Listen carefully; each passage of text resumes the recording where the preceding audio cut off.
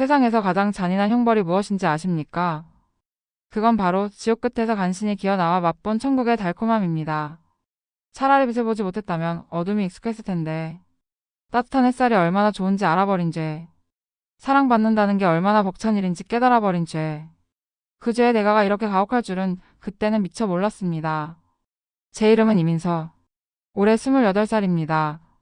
앞으로의 이야기가 궁금하시다면 좋아요와 구독 한 번씩 부탁드립니다. 저는 남들이 보기엔 서울 강남 한복판에서 꽤 세련된 플라워숍을 운영하는 성공한 젊은 사장님이에요. 매일 아침 꽃상에 들러 가장 싱싱한 꽃을 고르고 향긋한 커피를 내리며 하루를 시작합니다.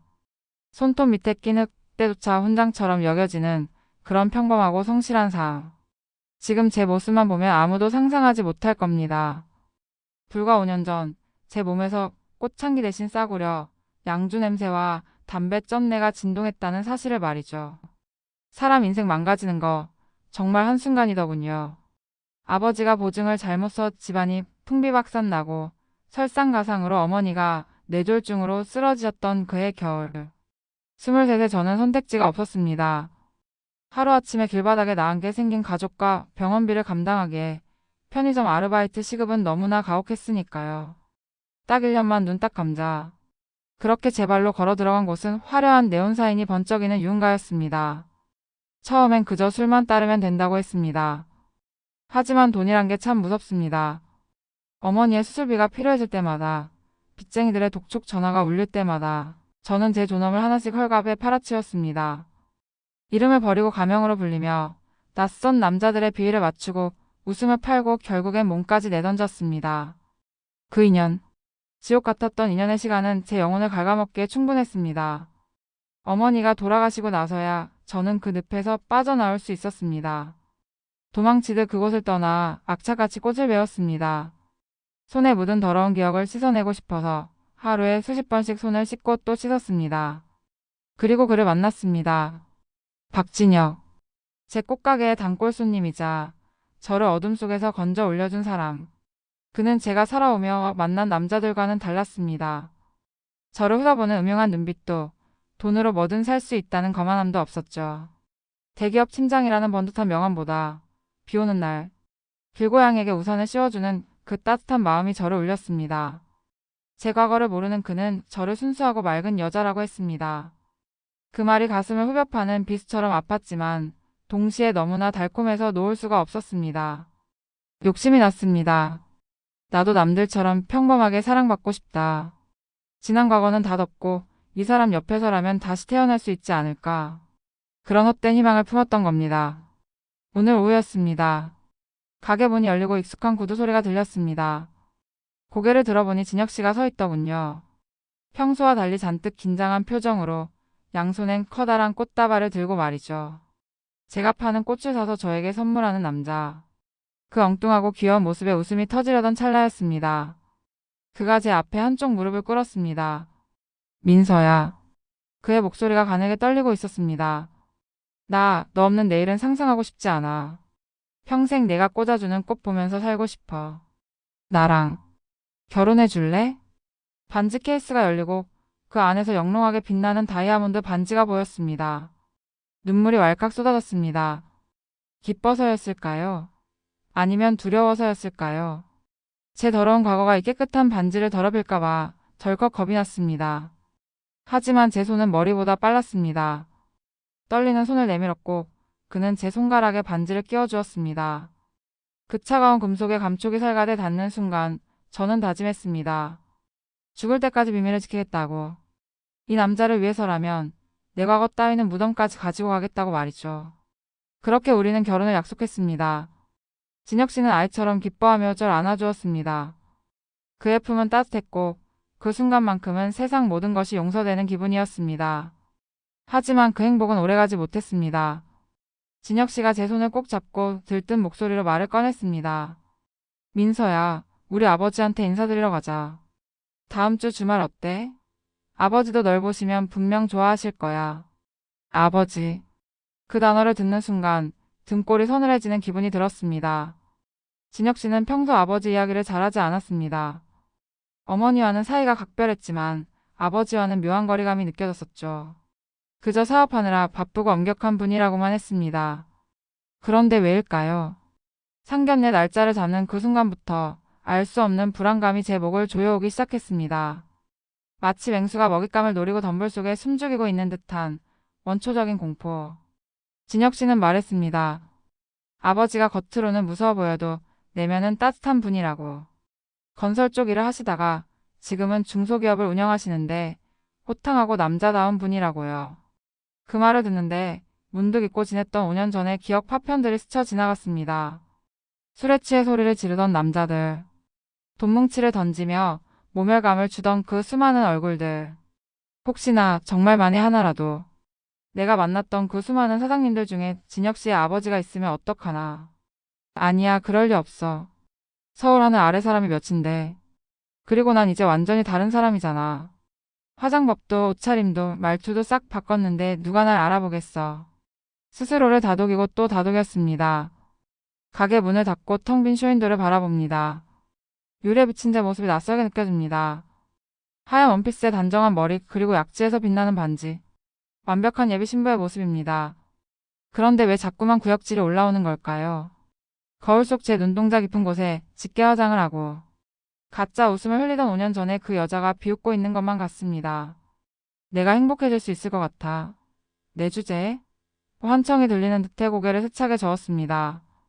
상견례 장소는 강남의 유명한 일식당으로 정해졌습니다. 프라이빗한 룸이 있고 정재계 인사들이 자주 찾는 고급 식당이라고 하더군요. 그 식당 이름조차 제게는 불길하게 다가왔습니다. 과거 제가 일하던 업소 사장이 단골이라며 자주 언급했던 곳이었으니까요. 우연이겠죠. 네, 분명 우연일 겁니다. 저는 억지로 입꼬리를 올리며 거울을 향해 연습해봅니다. 안녕하세요, 아버님. 처음 뵙겠습니다. 의민서라고 합니다. 목소리가 떨리지 않게 최대한 우아하고 기품 있게. 진혁 씨가 사랑하는 여자로서 부끄럽지 않게. 하지만 오늘 밤은 잠들기 글렀습니다. 심장이 너무 크게 뛰어서 귀가 먹먹할 지경입니다. 진혁 씨의 아버지는 어떤 분일까요? 그저 평범하고 인자한 시아버지길 제발 신이 있다면 이번 한 번만 저를 봐주시길 빕니다. 제가 지은 죄가 많다는 거 압니다. 몸을 팔아 돈을 벌었고 그 돈으로 지금까지 살아남았습니다. 하지만 진혁 씨를 사랑하는 마음만큼은 그 누구보다 깨끗하고 진실합니다. 이 사랑마저 벌하지는 말아주세요. 달력을 봅니다. 상견례까지 남은 시간은 일주일. 마치 사형 선고를 기다리는 죄수처럼 하루하루가 줄어드는 게 공포스럽습니다. 꽃들은 저리도 예쁘게 피었는데 제 마음은 시커멓게 타들어갑니다. 리시안서스. 제가 제일 좋아하는 꽃입니다. 꽃말은 변치 않는 사랑. 부디 꽃말처럼 우리의 사랑이 지켜질 수 있기를. 어떤 폭풍우가 몰아쳐도 꺾이지 않기를. 폭풍 전야의 고요함이 오늘따라 유독 차갑게 살갗을 파고듭니다. 비가 오려나 봅니다. 그날 밤처럼 말이죠. 제 인생을 송두리째 뒤흔들 비극은 그렇게 예고도 없이 먹구름을 몰고 다가오고 있었습니다. 운명은 때로 짓궂은 장난을 넘어 잔인한 덫을 놓곤 합니다. 강남 청담동의 한 고급 일식당. 미로처럼 얽힌 복도를 지나 가장 안쪽에 위치한 프라이빗룸 매화실. 그 문고리를 잡는 순간 손바닥에 축축한 땀이 배어 나오는 걸 느꼈습니다. 진혁 씨는 제 어깨를 감싸며 긴장하지 마. 그냥 밥 먹는 자리야 라고 속삭였지만 제 귀엔 그 소리가 물속에서 듣는 것처럼 웅웅거릴 뿐이었습니다. 나무 냄새와 비릿한 생선 냄새가 섞인 묘한 공기. 마치 5년 전 제가 매일 밤 맡았던 그 유흥가의 냄새가 환영처럼 코끝을 스쳤습니다. 문이 열렸습니다. 방 안에는 두 분이 먼저 와 계셨습니다. 단아하게 한복을 차려입은 어머니, 그리고 그 옆에 중후한 슈트 차림으로 앉아있는 아버지. 진혁 씨가 밝게 웃으며 인사를 건넸습니다. 아버지, 어머니. 늦어서 죄송해요. 인사하세요. 이쪽은 민서 씨.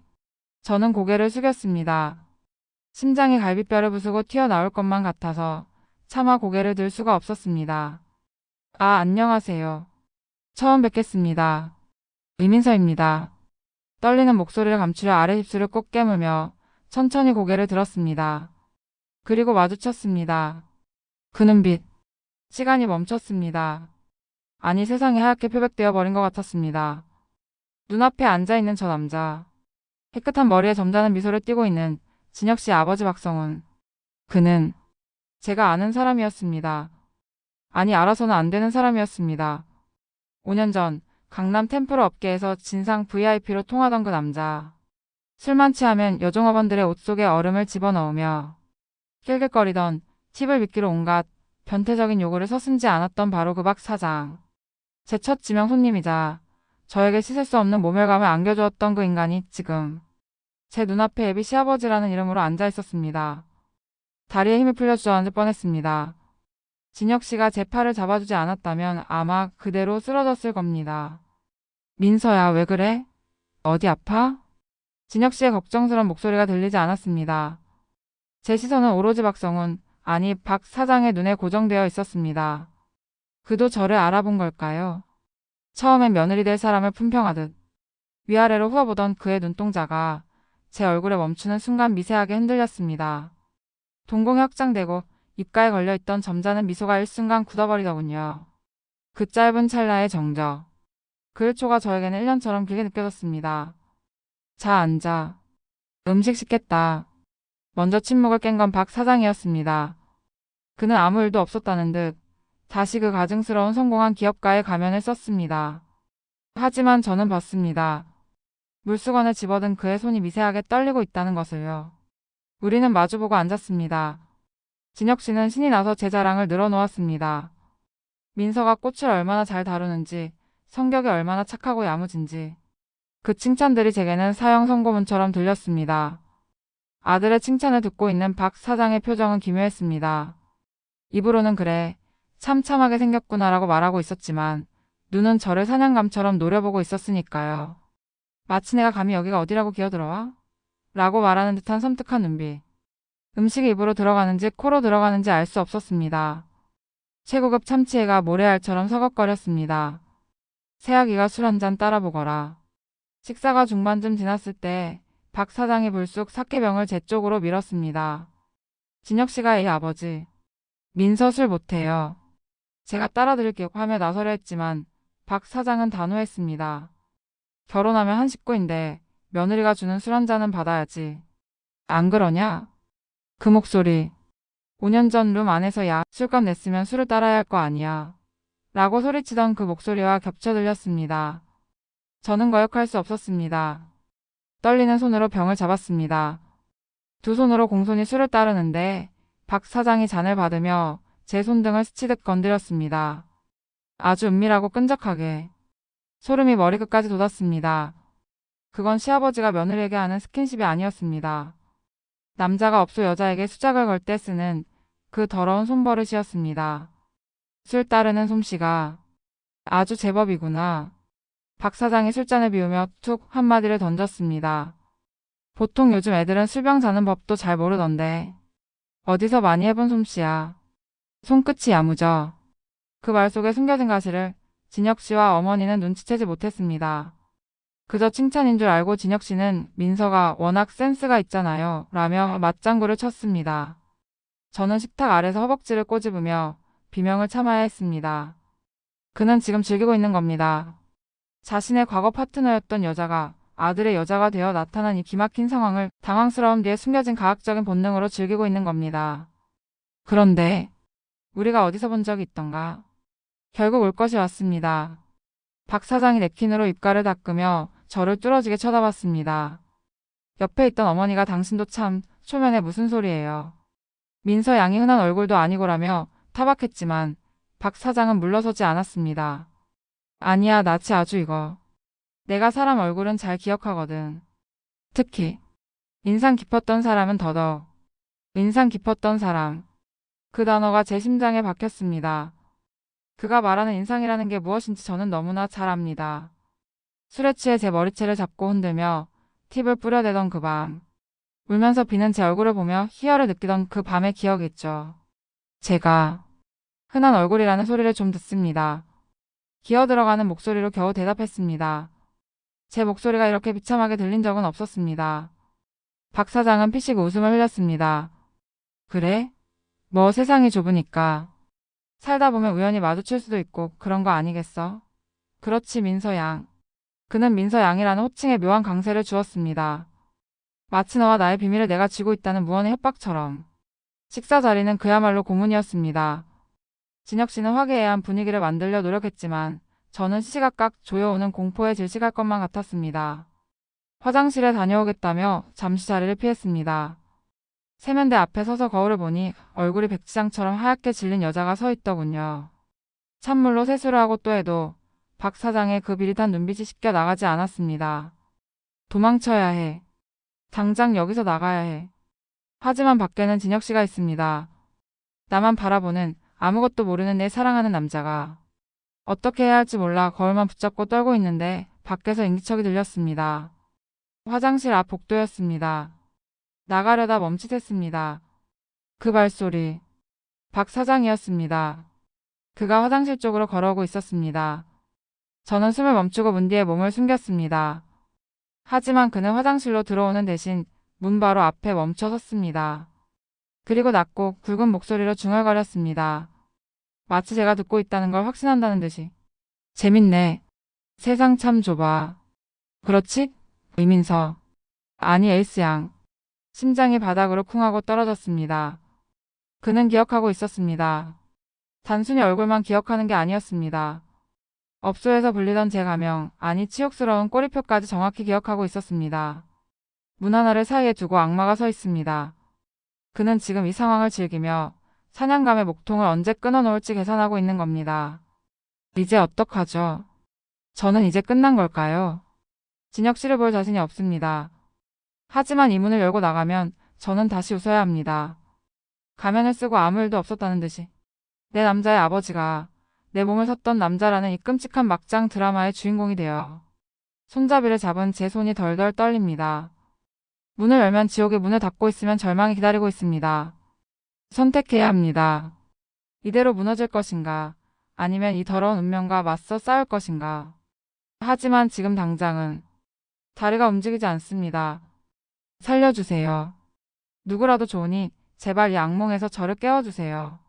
사람을 가장 비참하게 만드는 건 가난도 폭력도 아닙니다.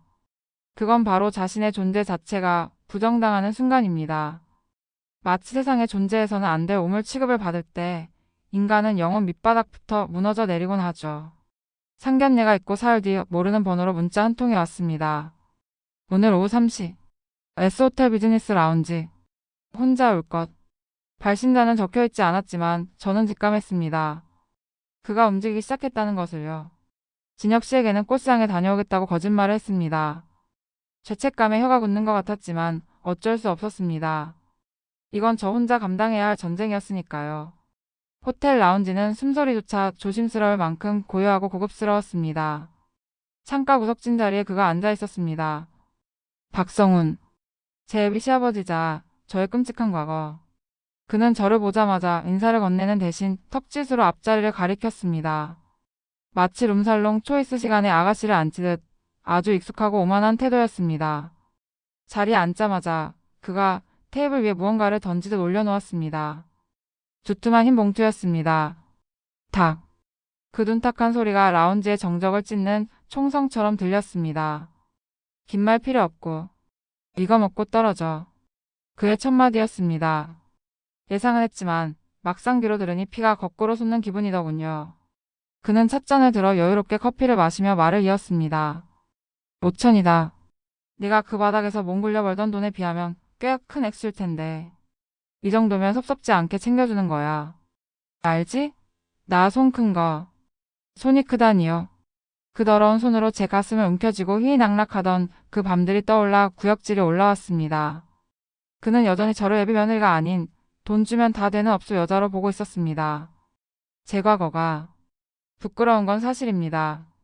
하지만 진혁 씨를 사랑하는 마음은 진심입니다. 떨리는 목소리로 겨우 입을 떼었습니다. 그러자 그가 콧방귀를 끼더군요. 사랑. 하이고 기가 차서. 야 이민서. 아니 에이스. 네가 사랑을 논할 자격이 있다고 생각하냐. 너 같은 게 내 집안 물을 흐리는 걸 내가 두고 볼 것 같아. 내 아들이 뭣도 모르고 껍데기에 홀린 모양인데 꿈 깨라. 어디 근본도 없는 화르게 출신이 감히 내 며느리 자리를 넘봐. 그의 입에서 쏟아지는 말들은 비수구 자체였습니다. 걸레, 시궁창, 기생충. 입에 담기도 힘든 모욕적인 단어들이 우아한 호텔 라운지 공기 속으로 흩어졌습니다. 주변에 듣는 사람은 없었지만 저는 발가벗겨진 기분이었습니다. 차라리 뺨을 맞는 게 나았을지도 모릅니다. 그는 말로 제 영혼을 난도질하고 있었으니까요. 네가 안 나가면 내가 진혁이한테 말해줄까? 내 여자가 내 무릎 위에 앉아서 술 따르던 년이라고. 아버지가 쓰던 걸 아들이 물려받는 꼴이 참 볼만하겠네. 그치? 순간 눈앞이 아찔해졌습니다. 진혁이가 알게 된다면, 그 다정한 눈빛이 경멸로 바뀐다면 상상만으로도 숨이 턱 막혔습니다. 그는 제 공포를 읽었는지 승리감에 도취된 표정으로 봉투를 제 쪽으로 쓱 밀었습니다. 좋은 말할 때 이거 챙겨서 떠나. 지방으로 가든 해외로 가든 내 아들 눈에 띄지 않는 곳으로 꺼져. 안 그러면 내 그 잘난 꽃가게 내가 하루아침에 가루로 만들어줄 테니까. 손이 부들부들 떨렸습니다. 수치심에 눈물이 그렁그렁 고였습니다. 그냥 이 돈을 받고 도망칠까? 아무도 모르는 곳으로 숨어버릴까? 그게 진혁 씨를 위한 길이 아닐까? 약해지려는 마음이 스멀스멀 올라오던 찰나였습니다. 유리창에 비친 제 모습이 보였습니다. 초라하게 어깨를 늘어뜨린 여자. 하지만 그 여자의 손가락엔 진혁 씨가 끼워준 반지가 빛나고 있었습니다. 민서야, 넌 내 자부심이야. 그의 따뜻했던 목소리가 환청처럼 들려왔습니다. 그래요. 저는 더 이상 5년 전에 힘없는 20대 초반이 아니었습니다. 사랑하는 사람을 지키기 위해서라면 악마와도 거래를 해야 하는 여자였습니다. 저는 눈물을 닦지 않았습니다. 대신 천천히 아주 천천히 고개를 들었습니다. 그리고 그가 밀어놓은 돈 봉투를 다시 그쪽으로 밀어버렸습니다. 돈은 필요 없습니다. 제 단호한 목소리에 그의 미간이 찌푸려졌습니다. 뭐? 지금 액수가 적어서 튕기냐? 더 내놓으라 이거야? 아니요. 아버님 아니 박 사장님. 제가 호칭을 바꾸자 그의 눈썹이 꿈틀거렸습니다. 저는 핸드폰을 꺼내 테이블 위에 올려놓았습니다. 기억나세요? 5년 전 크리스마스 이브. 뭐? 그날 사장님이 저한테 2차 강요하면서 보내셨던 문자들, 그리고 술 취해서 제게 욕설 퍼붓던 음성 파일들.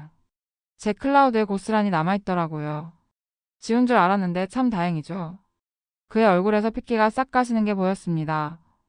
저는 핸드폰 화면을 켜서 녹음 파일 하나를 재생할 듯 엄지손가락을 올렸습니다. 진혁 씨가 이 목소리를 들으면 뭐라고 할까요? 평소 존경하던 아버지의 이중생활을 알게 되면, 그리고 그 상대가 자기 여자친구였다는 걸 알게 되면 과연 저만 버림받고 끝날까요? 박성훈, 천하의 갑질 대마왕이던 그가 마른 침을 삼켰습니다. 당황한 기색이 역력했습니다. 그는 밖에서는 가정적인 사업가, 성공한 명사로 포장된 사람이었으니까요. 이 사실이 터지면 이르게 많은 건 제가 아니라 그였습니다. 너 지금 협박하냐? 그의 목소리가 미세하게 떨리고 있었습니다. 아까의 위풍당당하던 기세는 온데간데 없었습니다. 협박이라뇨. 살려달라고 애원하는 겁니다. 저 진혁 씨 포기 못해요. 그러니까 아버님도 선택하세요. 저를 며느리로 받아들이고 평생 이 비밀의 무덤까지 가져가시든가, 아니면 저와 함께 자폭해서 진혁 씨와 어머니까지 다 잃으시든가. 도끼. 네, 그건 사랑이라기보다 도끼였습니다. 궁지에 몰린 쥐가 고양이를 무는 심정. 저는 그를 똑바로 노려봤습니다. 제 눈빛에 질린 듯 그가 시선을 피하더군요. 잠시 후 그가 거칠게 넥타이를 풀어헤치며 낮은 욕설을 내뱉었습니다. 젠장. 독한 년. 재수가 없으려니까 별. 그는 돈 봉투를 낚아채듯 다시 집어넣고 자리에서 일어났습니다. 착각하지 마라. 내가 널 인정한 게 아니야. 당장은 내 아들이 충격받을까 와 참는 거지. 두고 보자. 내 발로 나가게 만들어줄 테니까. 그는 도망치듯 라운지를 빠져나갔습니다. 그의 뒷모습이 사라지자마자 저는 참고 있던 숨을 토해냈습니다. 다리가 후들거려 일어날 수가 없었습니다. 손에 쥔 핸드폰이 뜨겁게 달아올라 있었습니다. 이겼습니다. 아니 일단은 막아냈습니다. 하지만 승리감보다는 서늘한 공포가 밀려왔습니다. 저는 방금 호랑이의 코털을 뽑았습니다. 그는 절대 포기할 사람이 아닙니다. 더 교묘하고 더 악랄한 방법으로 저를 괴롭힐 겁니다. 그리고 무엇보다 두려운 건 이 더러운 진흙탕 싸움을 언제까지 진혁 씨에게 숨길 수 있을까 하는 것이었습니다. 화면에 뜬 이름 내 사랑 진혁. 그 이름을 보는 순간 가슴이 찢어질 듯 아파왔습니다. 받아야 하는데 목소리를 들으면 울음이 터질 것 같아서 받을 수가 없습니다. 제가 쥐고 있는 이 핸드폰 속의 증거들. 이것이 저를 지켜주는 방패이자 동시에 우리 사랑을 파괴할 시한폭탄이라는 사실이 너무나 끔찍합니다. 과연 저는 끝까지 이 비밀을 지킬 수 있을까요? 유리창 너머로 해가 지고 있었습니다. 붉게 물든 노을이 마치 피피처럼 보였습니다. 어둠이 내리면 또다시 악몽이 시작될 것만 같았습니다. 거짓말이라는 댐은 결국 무너지게 되어 있습니다. 아무리 견고하게 쌓아 올려도 진실이라는 물 한 방울이 틈새를 파고들면 걷잡을 수 없이 터져버리죠. 그날 저의 댐도 기어이 무너지고 말았습니다. 호텔에서 박 사장, 아니 아버님을 만난 후 저는 사흘을 앓았습니다. 열이 펄펄 끓어올라 식은땀이 시트를 적셨지만 몸의 고통은 마음의 지옥에 비하면 아무것도 아니었습니다. 진혁 씨가 죽을 떠다주며 제 이마를 짚어줄 때 그 따뜻한 손길이 마치 불덩이처럼 느껴져 소스라치게 놀랐습니다. 민서야, 많이 아파? 병원 가자. 그 다정한 눈빛을 보는 순간 제 안에 팽팽하던 현 하나가 툭 하고 끊어졌습니다. 더는 속일 수 없다. 이 사람을 기만하며 평생 죄인으로 사느니 차라리 매를 맞고 쫓겨나는 게 낫겠다. 그런 체념이 저를 지배했습니다. 진혁 씨, 할 말이 있어. 제 목소리는 갈라져서 형편없었습니다. 진혁 씨는 걱정스런 얼굴로 제 손을 잡았지만 저는 그 손을 슬그머니 뺐습니다. 그리고 토해냈습니다. 제 인생에서 가장 추악하고 부끄러운 비밀들을. 5년 전 어머니 병원비를 위해 융업소에 발을 들였던 일. 거기서 수많은 남자의 술을 따르고 웃음을 팔았던 일. 그리고 그때 내 단골 손님이 아버님이었어. 시간이 정지했습니다. 진혁 씨의 얼굴에서 표정이란 게 사라졌습니다. 분노도 슬픔도 아닌 그저 완벽한 공허. 그는 입을 벌컥거리다 다시 다물기를 반복했습니다. 마치 이해할 수 없는 외국어를 들은 사람처럼. 뭐라고? 아버님이 나를 알아보고 돈을 주며 헤어지라고 했어. 증거도 있어. 내가 그런 여자야. 저는 침대맡에 두었던 핸드폰 녹음기를 켜 그의 앞에 내려놓았습니다. 박 사장의 육성이 방 안을 가득 채웠습니다. 야, 이민서. 아니, 내가 몸 굴려 벌던 돈. 섭섭지 않게 챙겨주는 거야. 진혁 씨는 그 녹음 파일을 끝까지 듣지 못했습니다. 그는 핸드폰을 집어던지듯 내려놓고 머리를 감싸 쥐었습니다. 그의 어깨가 격하게 떨렸습니다. 저를 향한 배신감일까요? 아니면 존경하던 아버지에 대한 혐오감일까요? 아마 둘 다였겠죠. 그는 저를 쳐다보지도 않고 그대로 방을 나갔습니다. 현관문이 쾅 닫히는 소리가 제 심장에 대못을 박았습니다. 끝났구나. 정말 끝났구나. 저는 그 자리에 주저앉아 소리 없이 울었습니다. 눈물조차 사치 같았지만 멈출 수가 없었습니다. 그가 떠난 후 이틀 동안 저는 집 밖으로 한 발자국도 나가지 않았습니다. 짐을 샀습니다. 옷가지 몇 벌과 그가 선물해준 물건들을 정리하며 이별을 준비했습니다. 어디로 가야 할지는 몰랐지만 적어도 그의 눈앞에서 사라져주는 게 마지막 예의라고 생각했습니다. 그때였습니다. 전화벨이 울렸습니다. 진혁 씨였습니다. 수십 번 망설이다 전화를 받았습니다. 나와. 그의 목소리는 얼음장처럼 차가웠습니다. 지금 당장 옷 입고 나와. 갈 데가 있어. 진혁 씨, 나는. 잔말 말고 나와. 마지막 부탁이야. 그가 처음으로 제게 소리를 질렀습니다. 저는 떨리는 손으로 코트를 걸치고 밖으로 나갔습니다. 그의 차가 집 앞에 대기하고 있었습니다. 조수석에 탄 저에게 그는 눈길 한 번 주지 않고 엑셀을 밟았습니다. 차가 향한 곳은 서울 외곽, 그의 본가였습니다. 상견례를 했던 식당이 아닌 그가 어린 시절부터 살아온, 그리고 그의 부모님이 살고 있는 그 집. 두려움이 엄습했습니다. 나를 부모님 앞에 끌고 가서 공개적으로 망신을 주려는 걸까? 내가 감히 내 아들을 속여? 하며 머리채라도 잡히는 걸까? 하지만 저는 저항하지 않았습니다. 그게 제가 치러야 할 죗값이라면 달게 받겠다고 다짐했으니까요. 거실에는 박 사장과 김 여사님 두 분이 앉아 계셨습니다.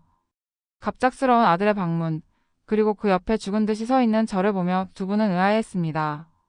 특히 박 사장은 저를 보자마자 미간을 찌푸렸습니다. 돈 받고 떨어지라니까 왜 아들을 데리고 왔어?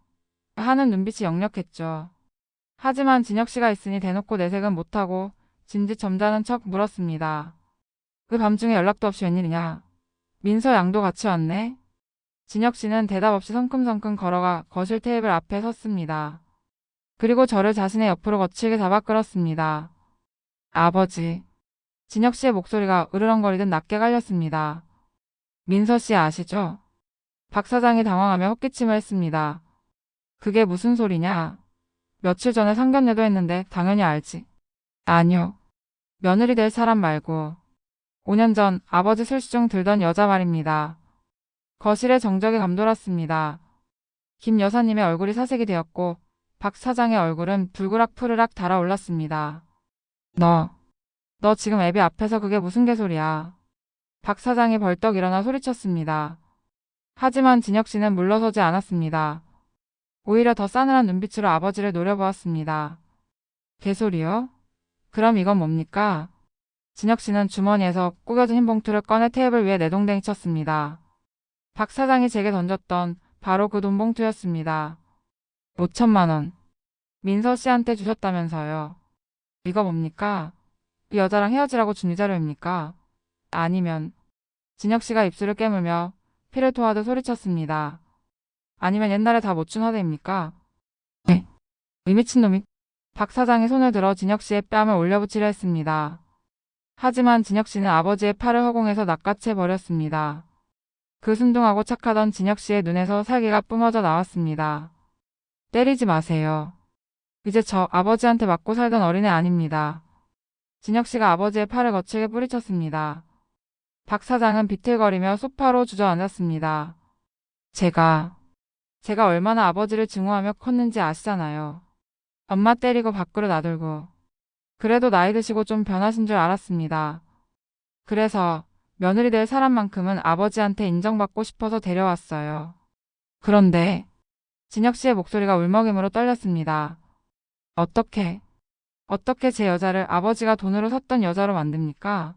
어떻게 아들 인생을 이렇게 시궁창으로 만드세요? 저는 고개를 들 수 없었습니다. 진혁 씨의 절규가 너무나 아파서 숨조차 쉴 수 없었습니다. 그때였습니다. 그게 사실이니? 어느새 다가온 김 여사님이 박 사장의 멱살을 잡고 흔들었습니다. 평생 남편의 그림자처럼 살며 숨소리 한 번 크게 내지 못했던 분이었습니다. 말해. 당신 밖에서 여자 끼고 노는 거 다 눈 감아줬어. 내 아들 위해서 이 집안 지키려고 다 참았다고. 근데 뭐? 내 며느리 될 애를 건드려? 당신이 그러고도 사람이야. 짐승도 제 새끼 밥그릇엔 손 안 대. 어머니의 오열이 거실을 가득 메웠습니다. 박 사장은 아내와 아들의 협공에 완전히 기세가 꺾여 아니 그게 아니라 하며 웅얼거릴 뿐이었습니다. 그 이풍당당하던 갑의 모습은 온데간데였고 초라하고 비굴한 늙은이 하나만 남아있었죠. 진혁 씨는 어머니를 부축해 소파에 앉히고는 저를 돌아보았습니다. 그의 눈가는 붉게 충혈되어 있었고 볼에는 눈물 자국이 선명했습니다. 그가 제 손을 잡았습니다. 아주 꽉 으스러질 정도로. 가자. 이 집 더 이상 내 집 아니야. 이런 아버지 나도 필요 없어. 그는 뒤도 돌아보지 않고 저를 이끌고 현관을 나섰습니다. 등 뒤에서 김 여사님의 통곡 소리와 박 사장의 고함 소리가 뒤섞여 들려왔지만 진혁 씨는 걸음을 멈추지 않았습니다. 대문을 나와 차에 탈 때까지 우리는 한마디도 하지 않았습니다. 차 시동을 걸었지만 그는 출발하지 못했습니다. 핸들에 얼굴을 묻고 어깨를 들썩이며 소리 죽여 울기 시작했습니다. 그 모습을 보는데 제 가슴이 찢어지는 것 같았습니다. 이 남자를 울게 만든 게 나라는 사실이 내 과거가. 이 남자의 우상을, 가족을 파괴했다는 사실이 견딜 수 없이 미안했습니다. 미안해요. 미안해 진혁 씨. 나 때문에. 제가 할 수 있는 말은 그것뿐이었습니다. 그러자 그가 고개를 들어 저를 바라봤습니다. 젖은 눈으로, 하지만 그 어느 때보다 단단한 눈빛으로. 아니, 민서 내가 사과할 거 없어. 그가 투박한 손으로 제 눈물을 닦아주었습니다. 네가 말 안 했으면 나는 평생 저 위선적인 인간 밑에서 바보처럼 살았을 거야. 엄마도 계속 속고 사셨을 거고. 아프지만 이게 맞아. 썩은 건 도려내야지. 그의 목소리는 떨리고 있었지만 그 안에 담긴 결의는 확고했습니다. 그는 제 손을 다시 잡았습니다. 그의 온기가 차갑게 식어버린 제 손을 녹여주었습니다. 이제 우리 둘뿐이야. 아무도 없어. 그래도 나랑 같이 갈 수 있겠어? 그 질문은 프러포즈보다 더 무겁고 더 절박하게 들렸습니다. 가족도 배경도 안락한 울타리도 모두 버리고 맨몸으로 세상에 맞서야 하는 길. 하지만 저는 알았습니다. 이 남자가 저를 위해 자신의 세상을 부수고 나왔다는 것을요. 그 폐허 위에서라면 저는 기꺼이 꽃을 피울 수 있을 것 같았습니다. 저는 대답 대신 그의 손을 잡은 제 손에 힘을 주었습니다. 밤하늘엔 별 하나 보이지 않는 캄캄한 어둠뿐이었지만 차 안을 비추는 희미한 가로등 불빛 아래 두 사람의 손은 단단히 얽혀 있었습니다. 폭풍은 지나갔지만 세상은 엉망진창이 되었습니다. 하지만 이상하게도 마음은 그 어느 때보다 고요했습니다. 우리는 이제 진짜 어른이 되어가고 있었습니다. 태풍이 지나간 자리는 처참합니다. 뿌리 뽑힌 나무, 무너진 담장, 온통 진흙투성이가 된 길바닥. 하지만 농부들은 압니다. 그 태풍이 바다를 뒤집어 놓아 물을 정화하고 땅을 헤집어 놓아 더 깊은 숨을 쉬게 한다는 것을요. 우리에게 닥쳤던 그 밤의 태풍도 그랬습니다. 모든 것을 파괴한 줄 알았는데 돌이켜보니 그건 파괴가 아니라 청소였습니다. 썩은 부위를 도려내고 거짓된 껍데기를 날려버리는 아주 혹독한 대청소 말이죠. 시간은 참 성실하게도 흐르더군요. 그날 밤 본가를 뛰쳐나온 지 어느덧 1년이라는 시간이 지났습니다. 계절은 다시 돌아와 거리는 벚꽃으로 만발했고 제 꽃가게 쇼윈도에도 봄 기운이 가득합니다. 많은 것이 변했습니다. 가장 먼저 변한 건 역시나 어머니 아니 시어머니 김 여사님이셨습니다. 그날 밤 진혁 씨와 제가 떠나고 난 뒤 어머니는 평생을 짓누르던 침묵을 깨셨다고 합니다. 다음날 아침 어머니는 아버님 앞에 이혼 서류를 내밀었습니다. 당신이 밖에서 무슨 짓을 하고 다녔는지 내가 모를 줄 알았어. 아버님은 펄펄 뛰셨지만 어머니는 단호했습니다. 평소 꼼꼼하게 모아두셨던 아버님의 외도 증거들 그리고 며느리 될 사람에게까지 추파를 던지고 돈으로 매수하려 했던 그 녹취록이 결정타가 되었습니다. 법원은 어머니의 손을 들어주었습니다. 재산 분할 소송은 치열했지만 귀책 사유가 명백한 아버님은 결국 꼬리를 내릴 수밖에 없었죠. 평생 남편에게 눌려 숨죽여 살던 사모님은 없었습니다. 자식 행복을 지키기 위해 그리고 자신의 남은 인생을 구하기 위해 칼을 빼든 어머니만 있었을 뿐입니다. 반면 박 사장님의 성은 무너졌습니다. 가족들이 모두 떠난 그 넓은 2층 주택에 홀로 남겨진 그는 이제야 진짜 고독이 무엇인지 뼈저리게 느끼고 있습니다. 들리는 소문에 의하면 회사는 전문 경영인에게 넘기고 뒷방 늙은이 신세가 되었다더군요. 가끔 진혁 씨에게 전화를 걸어 내가 잘못했다. 한 번만 집에 들러라며 취중 진담을 늘어놓는다지만 진혁 씨는 받지 않습니다. 용서라는 게 말처럼 쉽던가요? 상처는 아물어도 흉터는 남는 법. 우리는 그저 그를 미워하지 않는 것으로 그를 우리 인생에서 지워버리는 것으로 복수를 대신했습니다. 가장 화려했던 시절 자신의 욕망을 위해 타인을 짓밟았던 남자의 말로는 그렇게 초라하고 쓸쓸했습니다. 인과응보. 세상에 공짜는 없다는 말, 정말 틀린 말이 아니었습니다. 그리고 지난달 우리는 결혼식을 올렸습니다. 호화로운 호텔도 수백 명의 하객도 없었습니다. 서울 근교의 작은 야외 정원. 제가 직접 꾸민 꽃장식 아래서 우리는 부부가 되었습니다. 주례도 없이 사회자의 진행도 없이 그저 서로에게 쓴 편지를 읽어주는 것으로 식을 대신했습니다. 하객은 단출했습니다. 제 친구 몇 명, 진혁 씨의 동료들 그리고 가장 앞자리에 고운 한복을 입고 앉아 계신 우리 시어머니.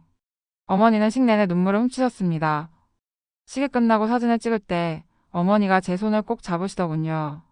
그 손은 따뜻하고 거칠었습니다. 민서야. 네 어머니. 고맙다. 저는 제 귀를 의심했습니다. 원망을 들어도 모자랄 판에 고맙다니요. 어머니는 촉촉해진 눈으로 저를 바라보며 말씀하셨습니다. 내가 아니었으면 진혁이도 나도 평생 그 감옥에서 못 나왔을 거야. 내가 용기 내서 진실을 말해준 덕분에 우리 모자가 살았다. 내 아들 곁에 있어줘서 정말 고맙다. 그 순간 참았던 눈물이 왈칵 쏟아졌습니다. 과거의 죄책감, 시어머니에 대한 두려움, 앞으로의 걱정들이 그 한마디에 눈 녹듯 사라졌습니다. 어머니는 저를 며느리가 아닌 아픔을 함께 겪고 이겨낸 전우이자 딸로 받아주신 겁니다. 우리는 서로를 부둥켜 안고 한참을 울었습니다.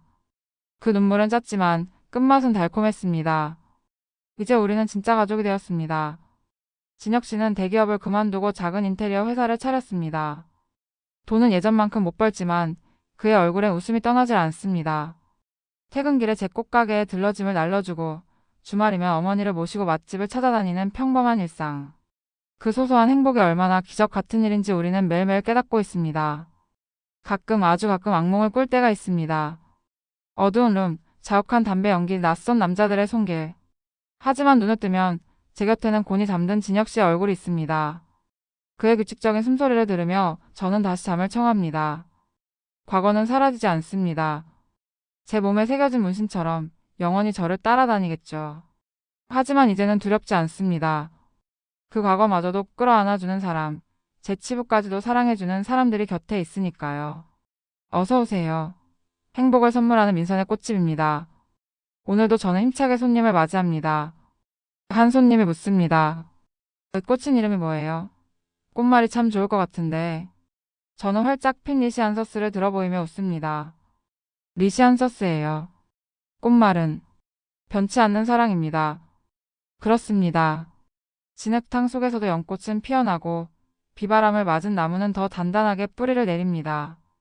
우리의 사랑도 그렇게 시련을 먹고 자라 더 단단하고 아름답게 피어났습니다. 잘못된 만남인 줄 알았던 우리의 인연은 사실 서로를 구원하기 위한 필연이 아니었을까요? 지옥을 건너온 우리에게 이제 남은 건 꽃길뿐이라고 믿고 싶습니다. 아니, 꽃길이 아니면 어떤가요? 함께 걷는다면 자갈길도 춤추며 걸을 수 있을 텐데 말이죠. 지금까지 세상에서 가장 특별한 며느리 이민서였습니다. 제 이야기를 들어주셔서 감사합니다.